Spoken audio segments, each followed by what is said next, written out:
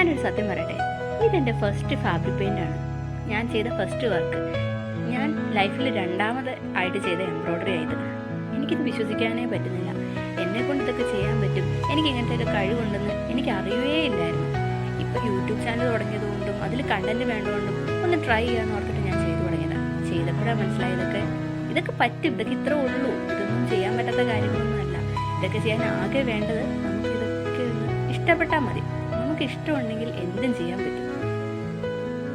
ഇത് ഞാൻ ആ റെഫറൻസ് പിക്ക് നോക്കിയിട്ട് ഒരു ബലൂൺ പോലെ ഉണ്ടാക്കാൻ നോക്കിയതാണ്. പക്ഷെ ബലൂൺ ഞാൻ നോക്കിയിട്ട് എന്ത് ചെയ്തിട്ട് ശരിയാവുന്നില്ല. വേണ്ട, ബലൂൺ കിട്ടിയില്ലെങ്കിൽ വേണ്ട, നമുക്കതിനൊക്കെ വേറെ ഓപ്ഷൻ ഉണ്ടല്ലോ. അത് അപ്പം തന്നെ അവസാനം അത് മൊത്തം കട്ട് ചെയ്ത് കളഞ്ഞ് ആ നൂലെല്ലാം അതിനകത്ത് നൂലെടുത്തിട്ട് ഞാൻ പിന്നെയും വേറെ പൂ ഉണ്ടാക്കാൻ വേണ്ടിയിട്ട് തുടങ്ങി.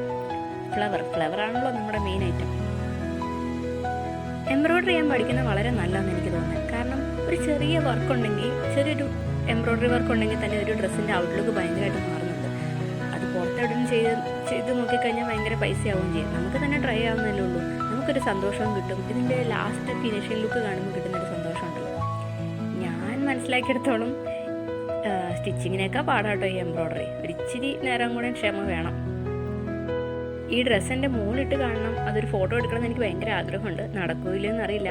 കാരണം അവളിപ്പോൾ ഭയങ്കര സെലക്റ്റീവായിട്ടാണ് ഡ്രസ്സൊക്കെ ഇടുന്നത്. അവൾ തീരുമാനിക്കുന്നതാണ് അവളുടെ ഡ്രസ്സ്. നടക്കൂലെന്ന് നോക്കാം. എന്താണെങ്കിലും ഈ വീഡിയോ ഇഷ്ടപ്പെട്ടെങ്കിൽ ലൈക്ക് ചെയ്യുക, ഷെയർ ചെയ്യുക, സബ്സ്ക്രൈബ് ചെയ്യുക. താങ്ക്